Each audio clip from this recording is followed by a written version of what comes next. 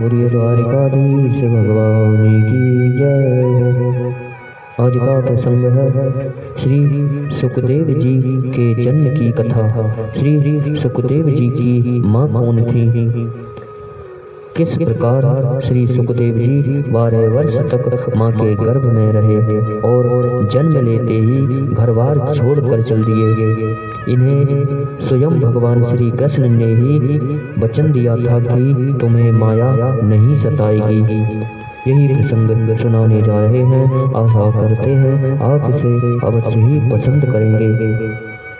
श्री भक्तमाल के अनुसार श्री सुखदेव मुनि की उत्पत्ति की एक ऐसी कथा भी है कि व्यास जी की एक वटिका नाम की पत्नी थी।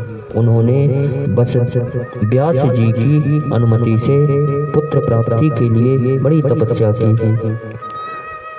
तपस्या से प्रसन्न होकर भगवान शिव जी ने उन्हें वर दिया कि तुम्हें एक बड़ा तेजस्वी पुत्र प्राप्त होगा। समय पर गर्भ स्थिति हुई, परंतु 12 वर्ष हो गए, प्रसव नहीं हुआ। वह गर्भ शिशु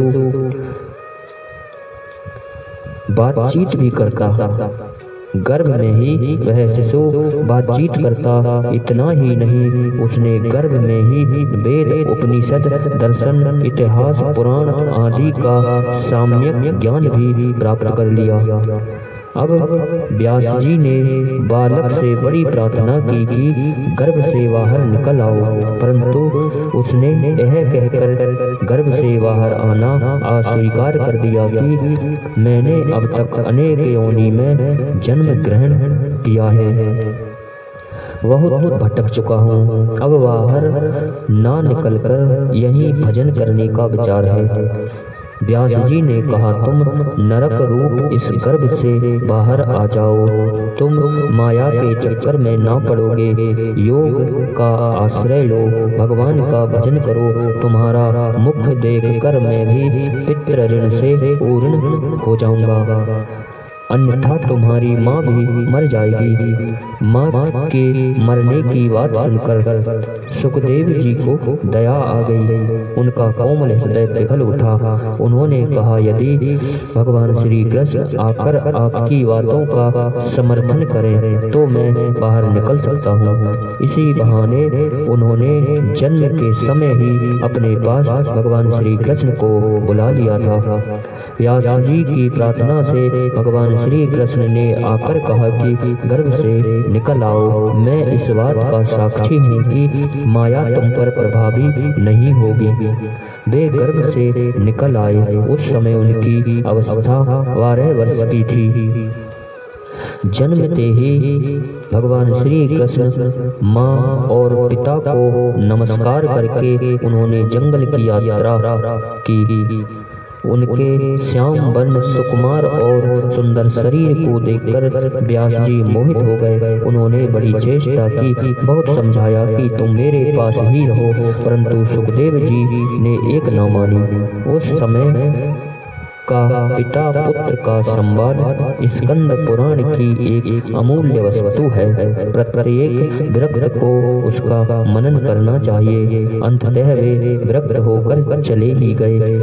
एक अन्य कथा इस प्रकार आती है कि एक समय पार्वती जी ने जिज्ञासा की कि हे प्रभु, आप मुझे अमर कथा सुनाएं। माता पार्वती भगवान शिव जी से कहती हैं कि भगवान आप हमें अमर कथा सुनाएं, क्योंकि आप सदैव उसका ही, प्रभु का ही निरंतर स्मरण किया करते हैं। महादेव जी ने कहा, बड़ी गोपनीय बात है, देख लो कोई दूसरा तो नहीं है। पार्वती जी ने देखकर कह दिया, यहाँ कोई दूसरा नहीं है। वहाँ एक तोते का अंडा अवश्य पड़ा था, वह भी खराब हो गया था। इससे पार्वती जी ने उसकी चर्चा ही नहीं की। महादेव जी ने कथा कहना प्रारंभ किया और माता पार्वती से कहा कि आप ओंकार भरती जाना। वे भगवान भोलेनाथ कथा कहने लगे और माता पार्वती जी कथा सुनने लगी। बीच बीच में हुंकार भरती जाती थी, परंतु अंत में उन्हें नींद आ गई। अब तक वह तोते का जो अंडा था वह कथा श्रवण कर रहा था। श्रवण करते करते वह जीवित हो गया। पार्वती जी को तो नींद आ गई और वह शुक्र तोते का बच्चा हुंकार भरने लगा। भगवान शिवजी को पता चला कि यह शुक्र हुंकार भर रहा है। तब महादेव जी ने कथा बंद कर उस शुक्र का पीछा किया। वह शुक्र भागता गया। भगवान भोलेनाथ पीछे चले। वह शुक्र भागकर व्यास जी के आश्रम पर आया और व्यास जी की पत्नी के मुंह में घुस गया। महादेव जी वापस लौट आए। शुक्र व्यास देव जी के यहाँ पुत्र के रूप में प्रकट हुए। इस प्रकार अनेकों कथाएं आती हैं। ये सभी सत्य हैं और ये स्वयं व्यास देव जी की ही लिखी हैं और कल्प भेद से संभव भी हैं। उनका जीवन विरक्ति में था। वे निर्गुण में पूर्णतः परिनिष्ठित थे।